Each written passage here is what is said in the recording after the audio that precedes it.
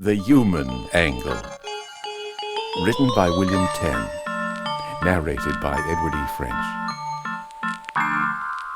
What a road. What filthy, dismal, blinding rain. And, by the ghost of old Horace Greeley, what an idiotic, impossible assignment. John Challenger cursed the steamy windshield from which a monotonous wiper flipped raindrops. He stared through the dripping, half-clear triangle of glass and tried to guess which was broken country road and which was overgrown brown vegetation of autumn.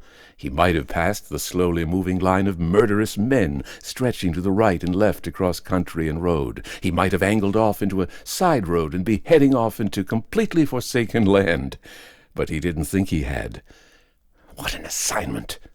Get the human angle on this vampire hunt, Randall had ordered. All the other news services are giving it the hillbilly twist. Medieval superstition messing up the atomic world. What dumb jerks these dumb jerks are. You stay off that line. Find yourself a weepy individual slant on blood-sucking and sob me about 3,000 words. And keep your expense account down. You just can't work a big swindle sheet out of that kind of agricultural slum. So I saddles my convertible, Challenger thought morosely, and I tools off to the pappy-mammy country where nobody speaks the stranger's know-how, especially now, 'cause the vampire done got to 3 young'uns already. And nobody will tell me the names of those 3 kids or whether any of them are still alive. And Randall's wires keep asking when I'll start sending usable copy, and I still can't find one loquacious Louise in the whole country.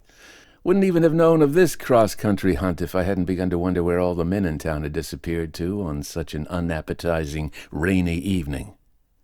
The road was bad in second, but it was impossible in almost any other gear. The ruts weren't doing the springs any good either. Challenger rubbed moisture off the glass with his handkerchief and wished he had another pair of headlights.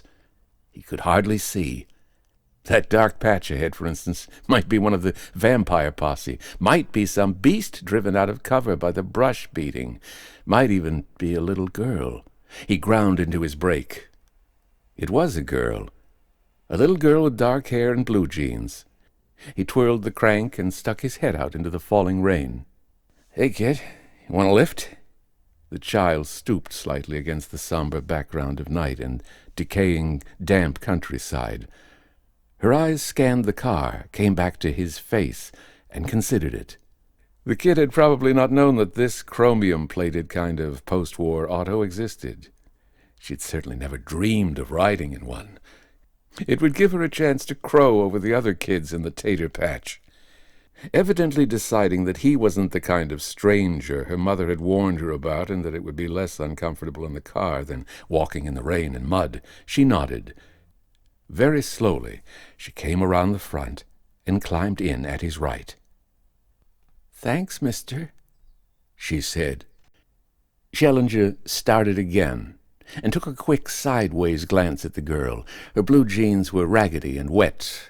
She must be terribly cold and uncomfortable, but she wasn't going to let him know. She would bear up under it with the stoicism of the hill people.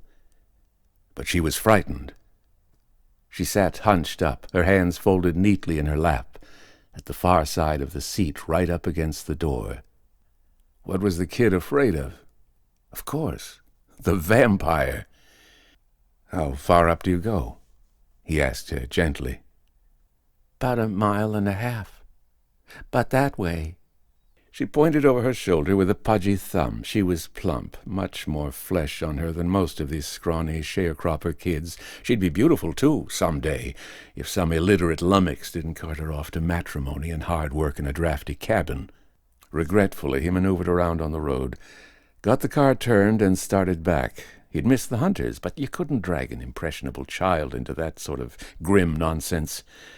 He might as well take her home first. Besides, he wouldn't get anything out of those uncommunicative farmers with their sharpened stakes and silver bullets and their squirrel rifles. "What kind of crops do your folks raise? Tobacco or cotton?" "They don't raise nothing yet. We just came here." Oh, that was right. She didn't have a mountain accent. Come to think of it, she was a little more dignified than most of the children he'd met in this neighborhood. Isn't it a little late to go out for a stroll? Aren't your folks afraid to let you go out this late with a vampire around? She shivered. I'm careful, she said at last. Hey, Schellinger thought. Here was the human angle. Here was what Randall was bleating about. A frightened little girl with enough curiosity to swallow her big lump of fear and go out exploring on this night of all others. He didn't know how it fitted just yet, but his journalistic nose was twitching. There was copy here. The basic, colorful human angle was sitting fearfully on his red leather seat. Do you know what a vampire is? She looked at him, startled, dropped her eyes and studied her folded hands for words. It's like someone who needs people instead of meals. A hesitant pause. Isn't it? Yes. Yes. That was good. Trust a child to give you a fresh viewpoint, unspoiled by textbook superstition. He'd use that. People instead of meals. A vampire is supposed to be a person who will be immortal, not die, that is, so long as he or she gets blood and life from living people. The only way you can kill a vampire... You turn right here, mister. He pointed the car into the little branchlet of side road. It was annoyingly narrow. Surprised wet boughs tapped the windshield, ran their leaves lazily across the car's fabric top. Once in a while a treetop squeezed collected rainwater down. Schellinger pressed his face close to the windshield and tried to decipher the picture of brown and mud amid weeds that his headlights gave him. What a road. Your folks are really starting from scratch. Well, the only way to kill a vampire is with a silver bullet, or you can drive a stake through the heart and bury it in a crossroads at midnight. That's what those men are going to do tonight if they catch it. He turned his head as he heard her gasp. What's the matter? Don't you like the idea? I think it's horrid, she told him emphatically. Why? How do you feel? Live and let live? She thought it over, nodded, smiled. Yes. Live and let live. After all, she was having difficulty finding the right words again. After all, some people can't help what they are. I mean... Very slowly, very thoughtfully. Like if a person's a vampire, what can they do about it? You've got a good point there, kid. He went back to studying what there was of the road. The only trouble's this. If you believe in things like vampires, well, you don't believe in them good. You believe in them nasty. Those people back in the village who claim 3 children have been killed or whatever it was by the vampire, they hate it, want to destroy it. If there are such things as vampires. Mind you, I said if. Then by nature, they do such horrible things that any way of getting rid of them is right. See? No. You shouldn't drive stakes through people. Schellinger laughed. I'll say you shouldn't. Never could like that deal myself. However, if it were a matter of a vampire to me or mine, I think I could overcome my squeamishness long enough to do a little roustabout work on the stroke of 12. He paused and considered that this child was a little too intelligent for her environment. She didn't seem to be bollocks with superstitions as yet, and he was feeding her Schellinger on black magic. That was vicious. He continued soberly. The difficulty with those beliefs is that a bunch of grown men who hold them are spread across the countryside tonight because they think a vampire is on the loose. And they're likely to flush some poor hobo and finish him off gruesomely for no other reason than that he can't give a satisfactory explanation for his presence in the fields on a night like this. Silence. She was considering his statement. Schellinger liked her dignified, thoughtful attitude. She was a bit more at ease, he noticed, and was sitting closer to him. Funny how a kid could sense that you wouldn't do her any harm. Even a country kid, especially a country kid, come to think of it, because they live closer to nature or something. He had won her confidence, though, and consequently re-won his. A week of living among thin-lipped ignoramuses who had been not at all diffident in showing their disdain had made him a little uncertain. This was better, and he'd finally gotten a line on the basis of a story. Only he'd have to dress it up. In the story, she'd be an ordinary hillbilly kid, much thinner, much more unapproachable, and the quotes would all be in mountain dialect. Yes, he had the human interest stuff now. She had moved closer to him again, right against his side. Poor kid! His body warmth made the wet coldness of her jeans a little less uncomfortable. He wished he had a heater in the car. The road disappeared entirely into tangled bushes and gnarly trees. He stopped the car, flipped the emergency back.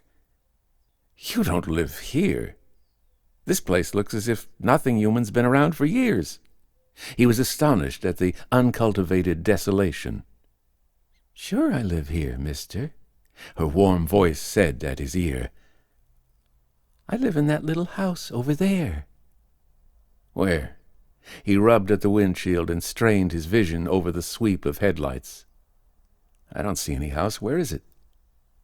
"There." A plump hand came up and waved at the night ahead. "Over there." "I still can't see." The corner of his right eye had casually noticed that the palm of her hand was covered with brown hair. Strange, that.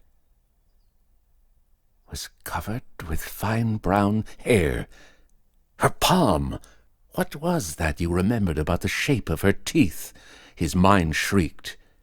He started to whip his head around, to get another look at her teeth, but he couldn't. Because her teeth were in his throat.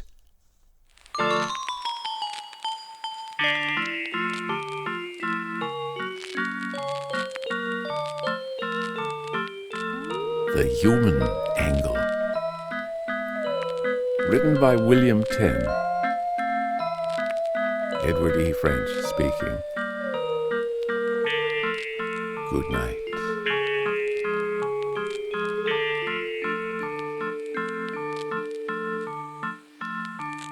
Copyright exists on all recordings issued by Edward E. French. Any unauthorized broadcasting, public performance, copying, or re-recording of these audiobooks in any manner whatsoever will constitute an infringement of such copyright.